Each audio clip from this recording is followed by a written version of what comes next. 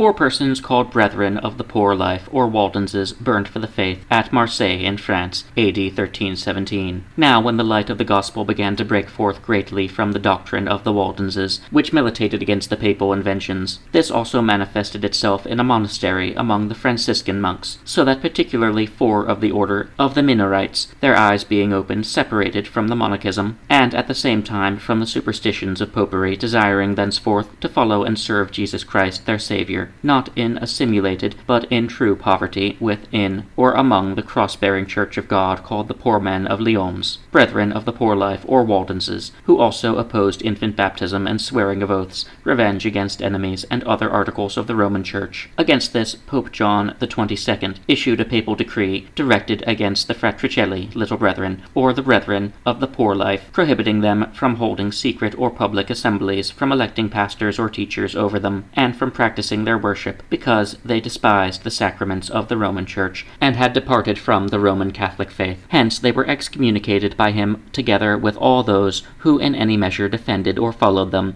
and therefore delivered to the inquisitors to be examined concerning their faith. In the meantime, it appears, the above 4 persons, refusing to depart from the truth which they had confessed and accepted, were condemned to death as heretics, and, having commended their souls to God, were burnt alive. In regard to this, the papistic writer Vignier says, in the same year, AD 1317, 4 Minorite friars were burnt alive on St. Michael's Eve at Marseilles in France, because they maintained against the Pope the heresy of poverty. Note, as regards their faith, said Pope John the 22nd, who had first excommunicated them, made the following year, AD 1318, in a certain decree, among other things, this statement: their third error coincides with the error of the Waldenses, because they maintained that men ought not to swear on any account, teaching that it is a sin unto death. At the close of the 4th article are these words: so that it appears from this that these Franciscan monks had apostatized from popery to the doctrine of the Waldenses.